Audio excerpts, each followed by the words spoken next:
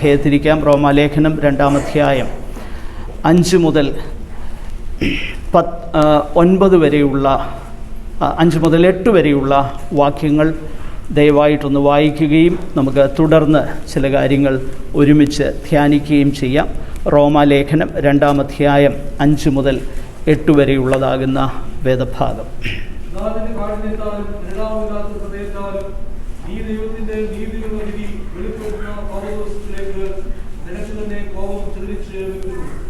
അവൻ ഓരോരുത്തര് അവനവന്റെ പ്രവൃത്തിക്ക് പകരം ചെയ്യും. നല്ല പ്രവൃത്തിക്ക് വേണ്ടുന്ന സ്ഥിരത കൊണ്ട് തേജസ്സും മാനവും അക്ഷയതയും അന്വേഷിക്കുന്നവർക്ക് നിത്യജീവനും, ശാഠ്യം കൊണ്ട് സത്യമനുസരിക്കാതെ അനീതി അനുസരിക്കുന്നവർക്ക് കോപവും ക്രോധവും കൊടുക്കും. മതിയാകും.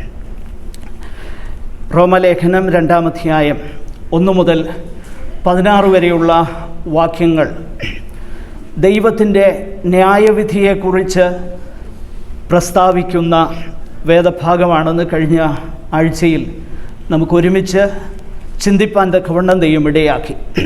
ദൈവത്തിൻ്റെ ന്യായവിധിയുടെ പ്രധാനപ്പെട്ട 3 സവിശേഷ ഗുണങ്ങൾ ആ വേദഭാഗത്ത് നമുക്ക് കാണുവാനായിട്ട് കഴിയുന്നുണ്ട്. God's judgement on everybody who sits in judgement on others, who feels righteous or holy than others. മറ്റുള്ളവരെക്കാളും കേമമാണ് ഞാൻ എന്ന് ചിന്തിക്കുന്ന ആരെക്കുറിച്ചും ആപ്ലിക്കബിളായിട്ടുള്ള ഒരു വേദഭാഗമായിട്ടാണ് നമുക്ക് ആ വേദഭാഗം കാണുവാൻ കഴിയുന്നത്. ദൈവത്തിൻ്റെ ന്യായവിധിയെക്കുറിച്ചുള്ള പൊതുവായ 3 സ്വഭാവങ്ങളാണ് ആ തിരുവചന ഭാഗത്ത് നമുക്ക് കാണാനായിട്ട് കഴിയുന്നത്. ഒന്ന്, അതിൻ്റെ 1 മുതൽ 4 വരെയുള്ള വാക്യങ്ങൾ നമ്മൾ ശ്രദ്ധിച്ചാൽ ദൈവത്തിൻ്റെ ന്യായവിധിയിൽ നിന്ന് ആർക്കും തെറ്റിയൊഴിയാവുന്നതല്ല എന്ന് ആ വേദഭാഗം നമ്മളെ പഠിപ്പിക്കുന്നു. അത് നമ്മൾ അല്പമായി കഴിഞ്ഞ ആഴ്ചയിൽ ചിന്തിക്കുകയുണ്ടായി. ഇന്ന് നമ്മൾ തുടർന്ന് ചിന്തിക്കുവാനായിട്ട് പോകുന്ന ഭാഗം അതിൻ്റെ 5 മുതൽ 10 വരെയുള്ള വാക്യങ്ങൾ നമ്മൾ ശ്രദ്ധിച്ച് നോക്കിക്കഴിഞ്ഞാൽ ദൈവത്തിൻ്റെ ന്യായവിധിയുടെ മറ്റൊരു സവിശേഷത അത് നീതിയുള്ള ന്യായവിധിയായിരിക്കും എന്ന് ആ തിരുവചന ഭാഗം നമ്മളെ പഠിപ്പിക്കുന്നു.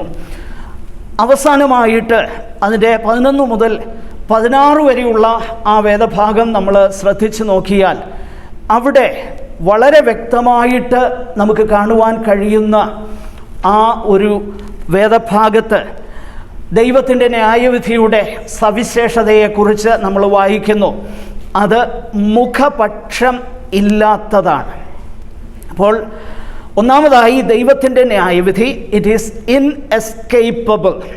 2, ഗോഡ്സ് ജഡ്ജ്മെൻറ്റ് ഈസ് റൈച്ചസ്, നീതിയുള്ള ന്യായവിധിയാണ്.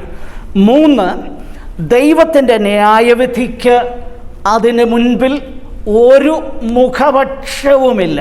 യവനനെന്നുമില്ല, യഹൂദനെന്നുമില്ല, ഒരു മുഖപക്ഷവുമില്ല. ഈ 3 സവിശേഷ ഗുണങ്ങളാണ് ദൈവിക ന്യായവിധിയെക്കുറിച്ച് ഈ വേദഭാഗത്ത് നമ്മൾ വായിക്കുന്നത്. ഇന്ന് നമ്മൾ ഈ വായിച്ചതാകുന്ന വേദഭാഗത്ത് നിന്ന് വളരെ പെട്ടെന്ന് ഗോഡ്സ് റൈച്ചസ് ജഡ്ജ്മെൻറ്റ് എന്നുള്ള വിഷയം വളരെ പെട്ടെന്നൊന്ന് ചിന്തിപ്പാൻ കർത്താവിൻ്റെ കൃപയിൽ ഞാൻ ശരണപ്പെടുകയാണ്. God's judgement is righteous. Why God's judgement is righteous? എന്തുകൊണ്ടാണ് ദൈവത്തിൻ്റെ ന്യായവിധി നീതിയുള്ളതായിരിക്കുന്നത്?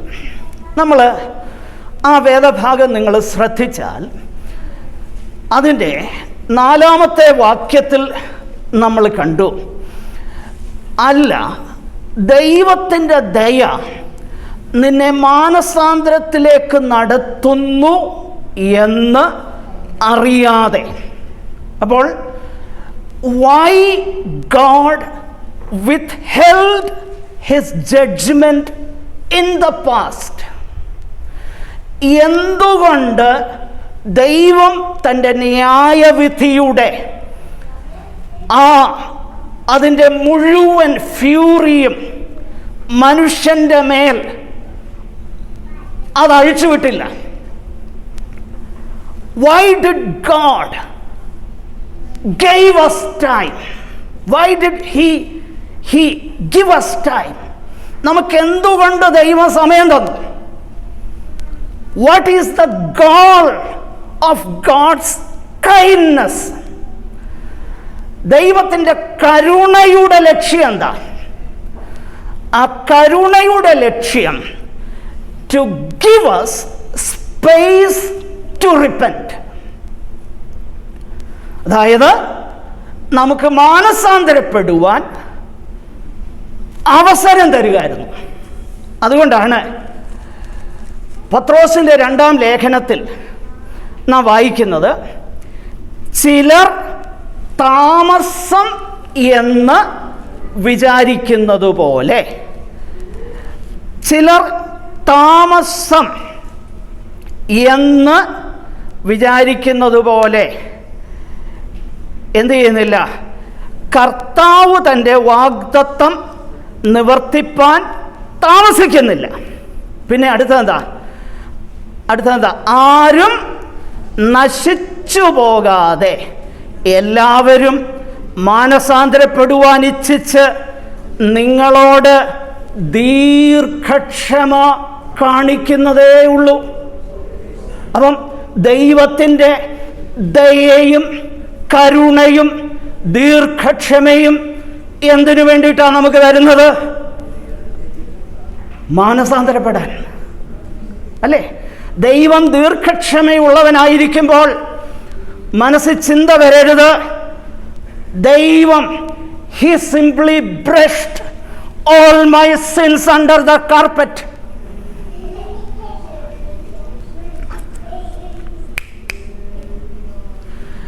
നമ്മുടെ പാപങ്ങളെ, ലംഘനങ്ങളെ ദൈവം ശിക്ഷിച്ചില്ലെങ്കിൽ അതിൻ്റെ അർത്ഥം ദൈവം കണ്ണടച്ചെന്നല്ല. പിന്നെന്താ?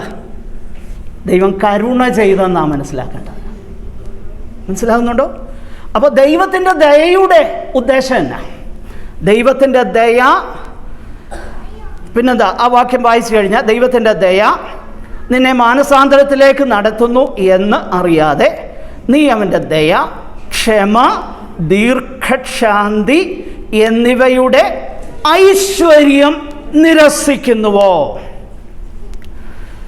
അപ്പോൾ ദൈവത്തിൻ്റെ ദയയുടെ ഐശ്വര്യം ഒരുവൻ നിരസിച്ചാൽ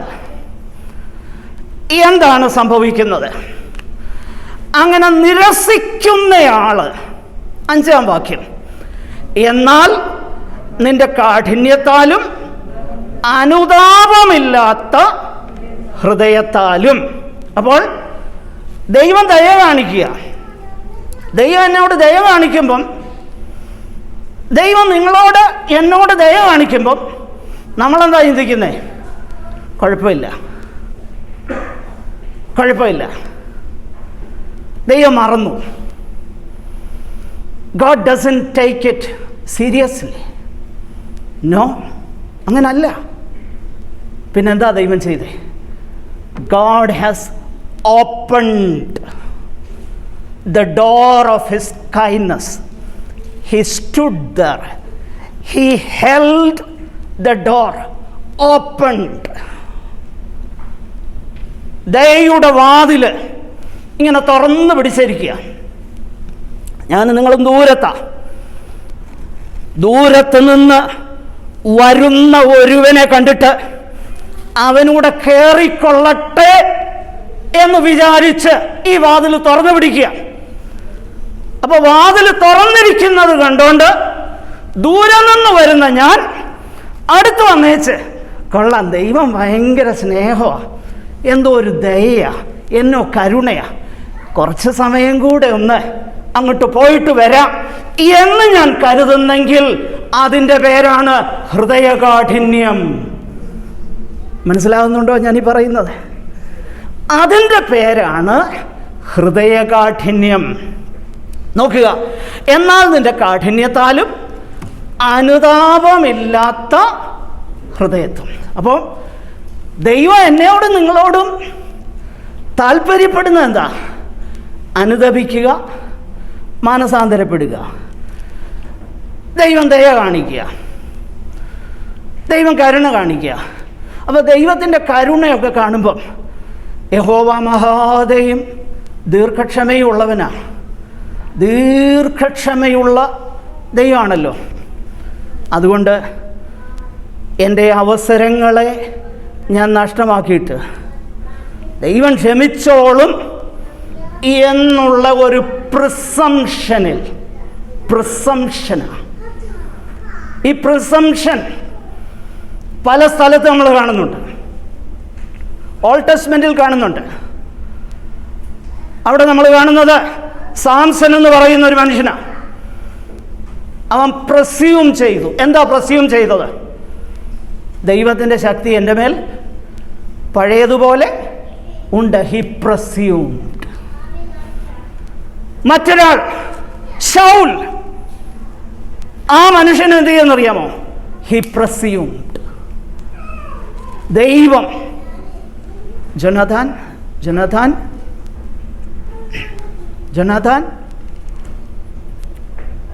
don't speak.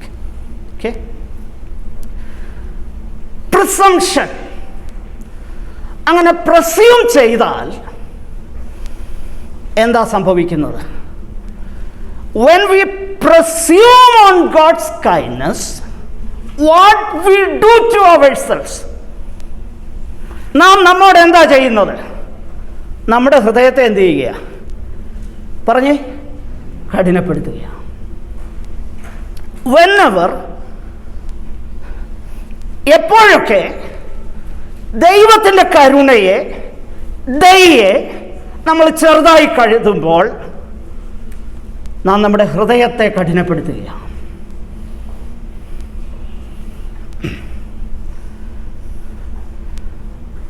ഒത്തിരി വർഷങ്ങൾക്ക് മുമ്പ് ഈ ഡോക്ടർ PG വർഗീസ്, അദ്ദേഹത്തിൻ്റെ എല്ലാ ആശയങ്ങളോടൊന്നും എനിക്ക് യോജിപ്പില്ല, എന്നാൽ ഒരു കാര്യം അദ്ദേഹം പറഞ്ഞത് ഓർക്കാറുണ്ട്. അദ്ദേഹം പറഞ്ഞ ഇങ്ങനെയാണ്: സീരിയസ് ആയിട്ട്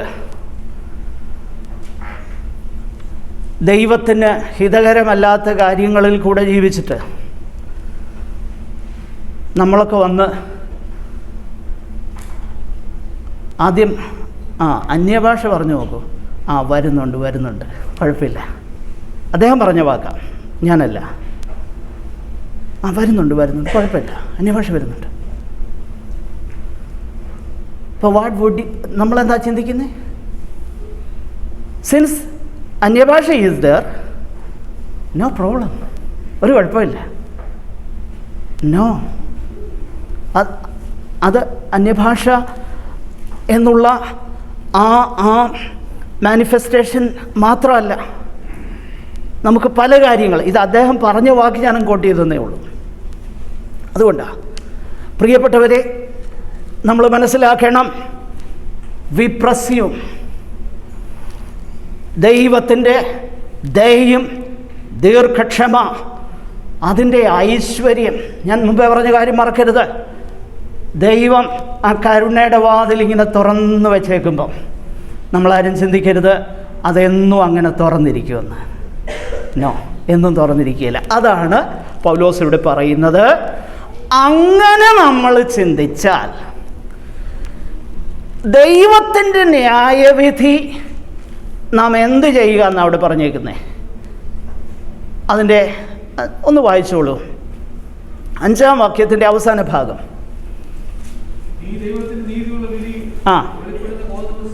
നോക്ക, അപ്പൊ അങ്ങനെ പ്രസ്യൂം ചെയ്യുന്ന ദൈവത്തിൻ്റെ കരുണയെ, ദയയെ മാനസാന്തരപ്പെടാനുള്ള അവസരമല്ല, നേരെ മറിച്ച് അതെന്നും അങ്ങനെ ഉണ്ട് എന്ന് കരുതുന്ന ഓരോരുത്തർ എന്താ ചെയ്യുന്നത്? സത്യത്തിൽ ഒരു റിക്കറിംഗ് ഡിപ്പോസിറ്റ് നടത്തുക. റിക്കറിംഗ് ഡിപ്പോസിറ്റ് അറിയാം? അതേ വാക്ക് അവിടെ ഉപയോഗിച്ചിരിക്കുന്നത്. മക്കളെ, ഇംഗ്ലീഷിലൊന്ന് വായിച്ച ആ സെൻറ്റൻസ്, ഓൺലി ദാറ്റ് സെൻറ്റൻസ്, 5-ാമത്തെ വാക്യത്തിൻ്റെ ലാസ്റ്റ്.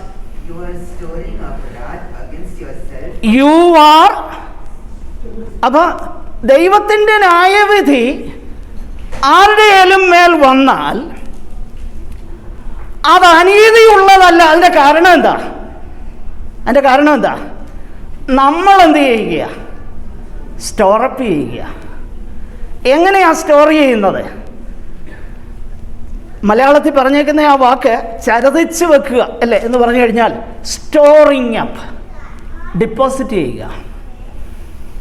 ഇന്ന് 5000 രൂപ ഡിപ്പോസിറ്റ് ചെയ്യുന്നു, അടുത്ത മാസം വീണ്ടും അത്രയും ഡിപ്പോസിറ്റ് ചെയ്യുന്നു. പക്ഷേ അത് മെച്യൂർ ആകുന്ന ഒരു ദിവസമുണ്ട്. എല്ലാവരും എൻ്റെ കൂടെ ഉണ്ടോ? അത് മെച്യൂർ ആകുന്ന ഒരു ദിവസമുണ്ട്.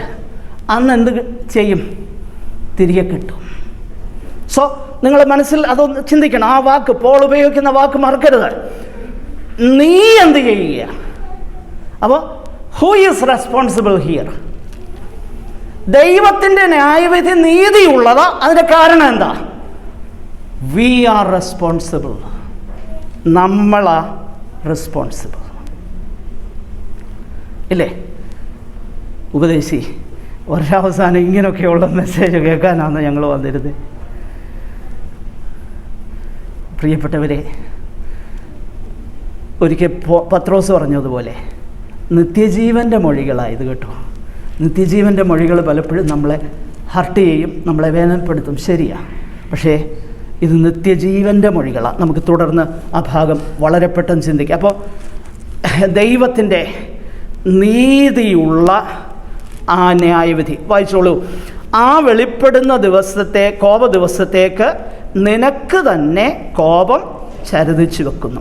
അതിൻ്റെ അടുത്ത വാക്യം, 6-ാം വാക്യം ഒന്ന് വായിച്ചോ.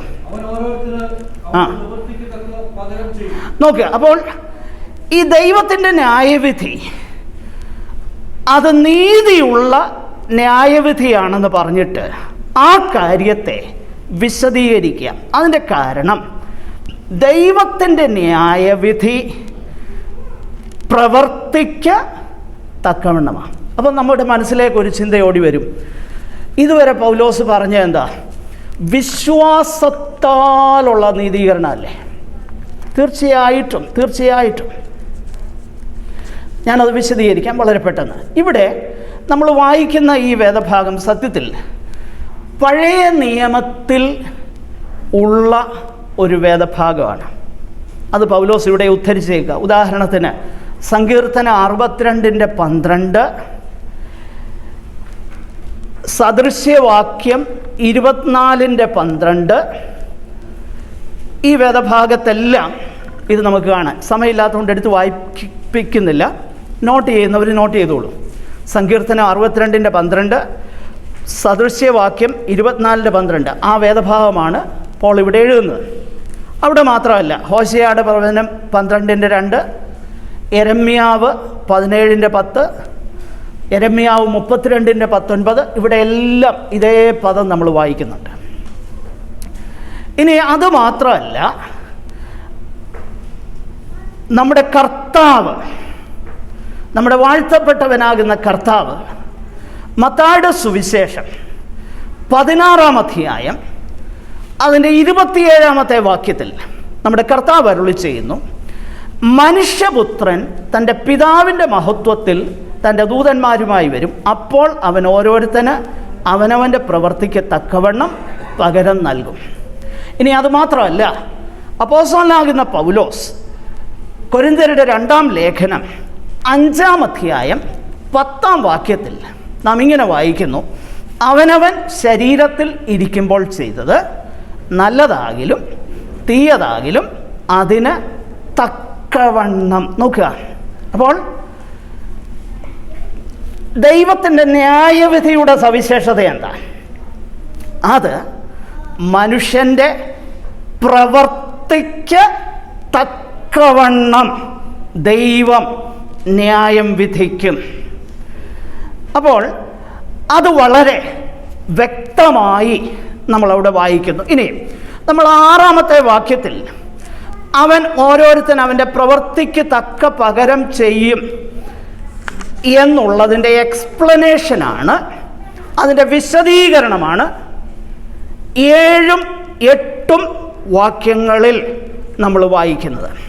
നമുക്ക് 6-ാമത്തെ വാക്യത്തിൽ ദൈവം ഓരോരുത്തന് അവനവൻ്റെ പ്രവൃത്തിക്ക് തക്കവണ്ണം പകരം കൊടുക്കും എന്നതിൻ്റെ ഒരു വിശദീകരണമാണ് 7ഉം 8ഉം വാക്യങ്ങളിൽ. അത് എന്തിൻ്റെ അടിസ്ഥാനത്തിലായിരിക്കും? നിങ്ങൾ ആ ഭാഗം ഒന്ന് ശ്രദ്ധിച്ചേ. ഒന്ന്,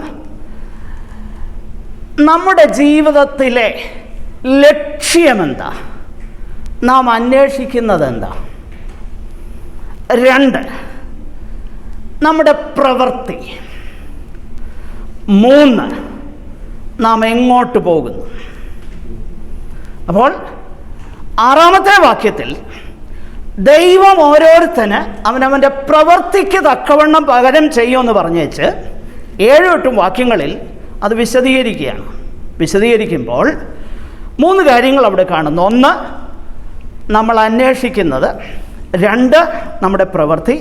3, നമ്മുടെ എൻഡ്. ഈ വേദഭാഗം നമ്മൾ ശ്രദ്ധിച്ച് നോക്കിക്കഴിഞ്ഞാൽ 2 ഡെസ്റ്റിനീസാണ് മനുഷ്യനെ കാത്തിരിക്കുന്നത്. 2 അന്ത്യങ്ങൾ. 1, നിത്യജീവൻ. ഒരു കൂട്ടരെ കാത്തിരിക്കുന്നത് എന്താണെന്നറിയാമോ?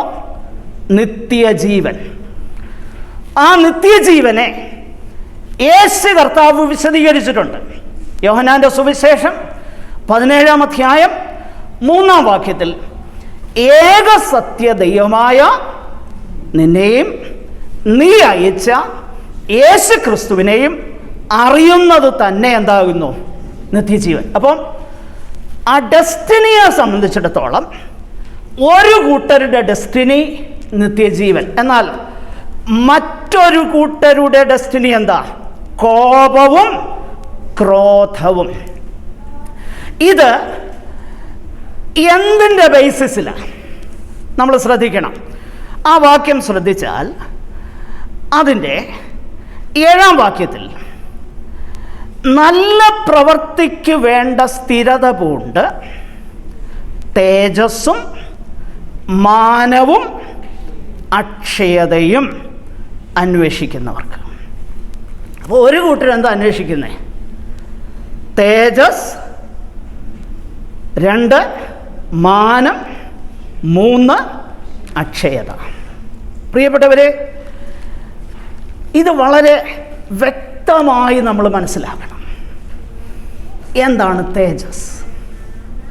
റോമാലേഖനം 5:2 നമ്മളിങ്ങനെ വായിക്കുന്നു, നാം ദൈവ തേജസ്സിൻ്റെ പ്രത്യക്ഷതയിൽ പ്രശംസിക്കുന്നു. ഇല്ലേ?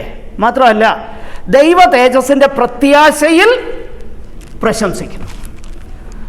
അപ്പോൾ തേജസ് അന്വേഷിക്കുന്നത് ആരാണ്? കർത്താവിൻ്റെ വരവിന് വേണ്ടി കാത്തിരിക്കുന്നവരാണ്. അതാണോ നമ്മുടെ അന്വേഷണം?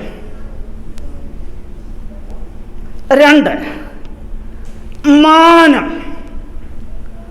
മാനം എന്ന് പറഞ്ഞാൽ എന്താ?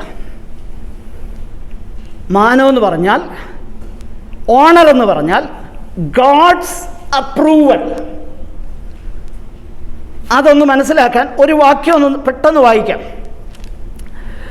യോഹന്നാന്റെ സുവിശേഷം 12-ാം അധ്യായം 42-ഉം 43-ഉം പെട്ടെന്ന് വായിക്കാം.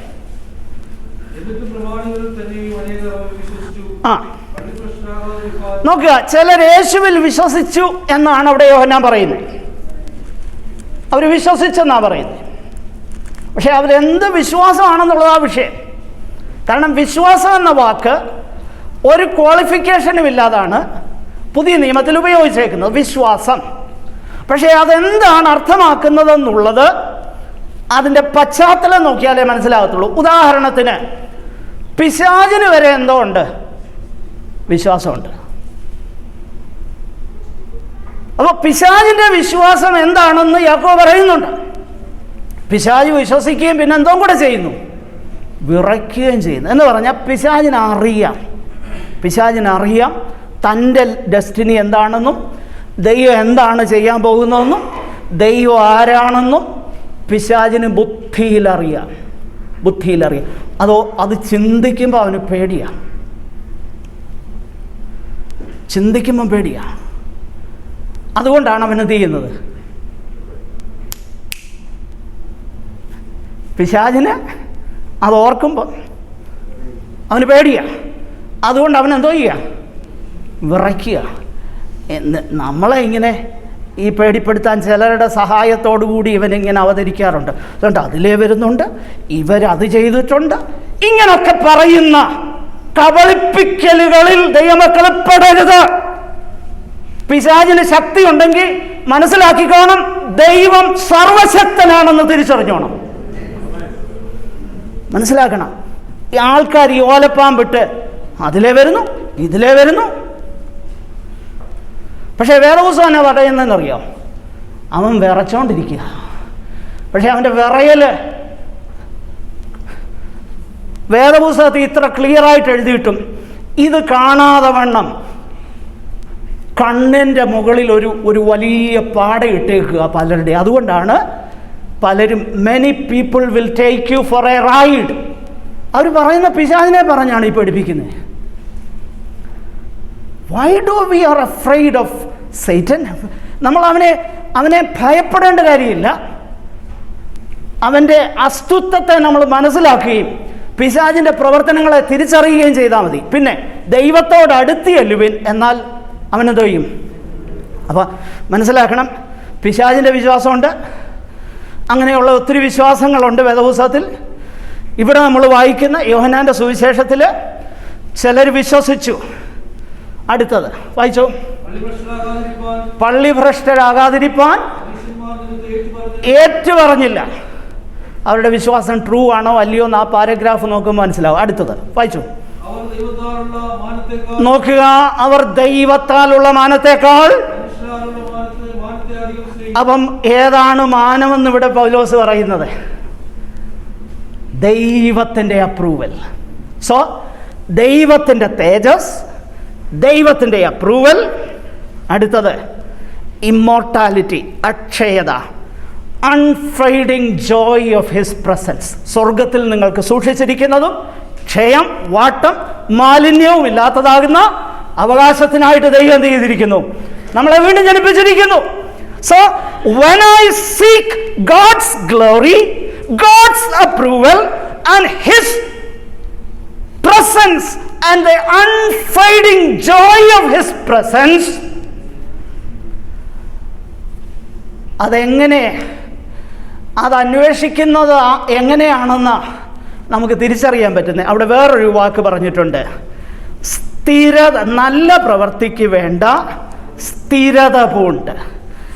എബ്രായ ലേഖനം 3:14 ഒന്ന് വായിച്ചു. പെട്ടെന്ന് ഞാൻ അവസാനിപ്പിക്കാം. 3:14. സ്തോത്രം. എബ്രായർ 3:14. ആദി വിശ്വാസം. അപ്പോൾ ഇത് ട്രൂലി അന്വേഷിക്കുന്നവൻ്റെ ലക്ഷണം എന്താ? എന്തൊക്കെ അന്വേഷിക്കുന്നവൻ്റെ? തേജസ്സും മാനവും അക്ഷയതയും ഒരുവൻ ശരിക്കും അന്വേഷിച്ചാൽ, വായിച്ചു, ആദ്യ വിശ്വാസം നോക്കുക, പെർസിവിയർ. അപ്പം Perseverance of the saints. If A person is truly seeking God, ദൈവത്തെ അന്വേഷിക്കുകയാണെങ്കിൽ അവൻ ദൈവത്തെ അന്വേഷിക്കുന്നതാണെന്ന് എങ്ങനെ മനസ്സിലാക്കാൻ പറ്റും? അവൻ പെർസിവിയർ ചെയ്യും, അവൻ നിലനിൽക്കും. മാത്രമല്ല, ഇവിടുത്തെ ഈ പ്രവൃത്തി എന്ന് പറഞ്ഞാൽ എന്താണെന്നറിയാം? ഇവിടുത്തെ പ്രവൃത്തി പൗലോസിൻ്റെ വാക്കിൽ പറഞ്ഞാൽ faith that works in love. Galatia ലേഖനത്തിൽ നമ്മൾ വായിക്കുന്നുണ്ട്, സ്നേഹത്തിൽ വ്യാപരിക്കുന്ന വിശ്വാസം. പ്രിയപ്പെട്ടവരെ, അതിൻ്റെ അർത്ഥം എന്താ? സ്നേഹത്തിൽ വ്യാപരിക്കുന്ന വിശ്വാസം എന്ന് പറഞ്ഞാൽ എന്താ? Faith that works in love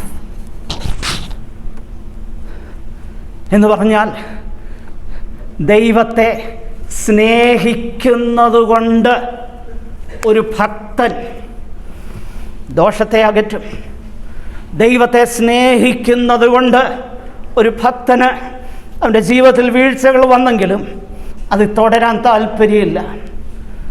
ദൈവത്തെ സ്നേഹിക്കുന്നത് കൊണ്ട് ആ പ്രവൃത്തി ചെയ്യാനായിട്ട് അവൻ താല്പര്യപ്പെടും. സ്നേഹത്തിൽ വ്യാപരിക്കുന്ന വിശ്വാസം, ആ സ്നേഹത്തിൽ വ്യാപരിക്കുന്ന വിശ്വാസത്തെക്കുറിച്ച് ഒരു ചെറിയ ഇലുസ്ട്രേഷൻ ഞാനൊന്ന് പറയാം. ഞാൻ നേരത്തെ നിങ്ങളോട് ഒരു പക്ഷേ പറഞ്ഞിട്ടുണ്ടാകാം, മഹാരാഷ്ട്രയിലെ അവരുടെ ഒരു ഫേമസ് രാജാവായിരുന്നു ശിവാജി മഹാരാജ്.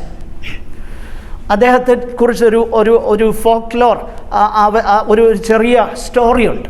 ആ സ്റ്റോറി ഇങ്ങനെയാണ്. അദ്ദേഹത്തിൻ്റെ സിംഹഗഡ് ഫോർട്ടിൽ ഒരു വലിയൊരു പാറയുടെ, ഇന്നും ഉണ്ടത്, വലിയ പാറയുടെ മുകളിൽ വലിയൊരു ഫോർട്ടാണ്. ആ ഫോർട്ടിൻ്റെ വാതിൽ സന്ധ്യാപാടയ്ക്കും രാവിലെ തുറക്കും. അപ്പോൾ പാൽക്കച്ചവടക്കാരിയായിട്ട് അവിടെ കടന്നു വന്ന ഒരു ലേഡിയുടെ കഥയാണ്. ആളവിടെ കടന്നു വന്നു, പാല് വിറ്റു. അത് കഴിഞ്ഞ് അവിടുത്തെ ചില ഫെയറൊക്കെ ഉണ്ടായിരുന്നു, അവിടെ കാഴ്ച കണ്ടുവന്ന് തോന്നും. ഈ വാതിലടച്ചത് അവൾ അറിഞ്ഞില്ല. ചെന്നു, അവിടെ വാതിൽ തുറക്കാനായിട്ട് അവരോട് അപേക്ഷിച്ചു. അവർ പറഞ്ഞു, ശിവാജി മഹാരാജാവിൻ്റെ ഓർഡറാണ്, രാവിലെ തുറക്കാൻ പറ്റുകയുള്ളൂ. അവൾ പറഞ്ഞു, എനിക്ക് മുലയൂട്ടുന്ന ഒരു കുഞ്ഞ് വീട്ടിൽ എന്നെ കാത്തിരിപ്പുണ്ട്, എനിക്ക് പോയേ പറ്റൂ. അവർ പറഞ്ഞു, നത്തിങ് ഡൂയിങ്, ഇത് തുറക്കാൻ പറ്റുകയില്ല. അവൾ എന്ത് ചെയ്യുന്നറിയാമോ? ഈ കോട്ടയുടെ മുകളിൽ കൂടെ നടന്നിട്ട് അവൾക്ക് ഇറങ്ങാൻ പറ്റുമെന്ന് അവൾക്ക് തോന്നിയ ഒരു സ്ഥലത്തൂടെ അവൾ താഴോട്ടിറങ്ങി. അവൾ വീട്ടിൽ പോയി, കുഞ്ഞിനെ കണ്ടു. പിറ്റേ ദിവസം തിരിച്ചുവിടെ വന്നു. അവൾ കയറിയതും പടയാളികൾ അവളെ പിടിച്ചു, രാജാവിൻ്റെ മുന്നിൽ കൊണ്ടുചെന്നിട്ട്, ഇവള് ഇന്നലെ രാത്രി ഇവിടെ ഉണ്ടായിരുന്നു, കോട്ടയിൽ നിന്ന് ഇറങ്ങിപ്പോയി. ഇവൾക്കറിയാം ഇതിൻ്റെ ബലഹീന വശങ്ങൾ ഏതാണെന്ന് അവൾക്കറിയാം. അവൾ അല്ലെങ്കിൽ, കാരണം ശത്രുക്കൾ അതിലെ കയറി വരാൻ സാധ്യതയുണ്ടല്ലോ. അപ്പോൾ അവളെ ചോദ്യം ചെയ്തു. അവൾ പറഞ്ഞു, ഇന്ന സ്ഥലത്തു നിന്ന് ഇറങ്ങി. രാജാവും പടയാളികളും അവളെ ആ സ്ഥലത്ത് കൊണ്ടുവന്നേച്ച് ഇറങ്ങാൻ പറഞ്ഞു. പകൽ വെളിച്ചത്തിൽ നോക്കിയപ്പോഴാണ് മനസ്സിലായത് അഗാധമാകുന്ന ഗർത്ത.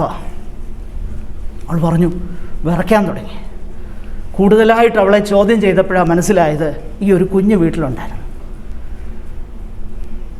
അവളെ വെറുതെ വിട്ടെന്ന പറയുന്നത്. കാരണം ആ രാജാവിന് മനസ്സിലായി ആ കുഞ്ഞിനോടുള്ള സ്നേഹമാണ് ഈ അസാധാരണമാകുന്നൊരു പ്രവൃത്തി ചെയ്യുവാൻ അവളെ പ്രേരിപ്പിച്ചത്. പ്രിയപ്പെട്ടവരെ, വിശ്വാസത്താൽ, സ്നേഹത്തിൽ വ്യാപരിക്കുന്ന വിശ്വാസം എന്ന് പറഞ്ഞാൽ ഇതാ, അതൊരു ബേർഡനല്ല, അതൊരു ഭാരമല്ല, അതൊരു ജോയാണ്. We want to do it.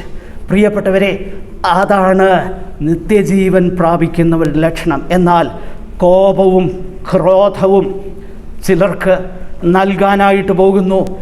ഏത് തിരഞ്ഞെടുക്കുമെന്നുള്ളത് നമ്മുടെ ചോയ്സാണ്. നമുക്ക് കർത്താവിനെ സ്നേഹിക്കാം, ദൈവ ഇഷ്ടം ചെയ്യാം. ഈ വചനങ്ങളാൽ ദൈവം നമ്മെ അനുഗ്രഹിക്കട്ടെ. നമുക്ക് വീണ്ടും പ്രാർത്ഥിക്കാം. സഹോദരന്മാരിൽ ഒരാൾക്ക് ചുരുങ്ങിയ വാക്കുകളിൽ പ്രാർത്ഥിച്ച് ഈ മീറ്റിംഗ് അവസാനിപ്പിക്കാം.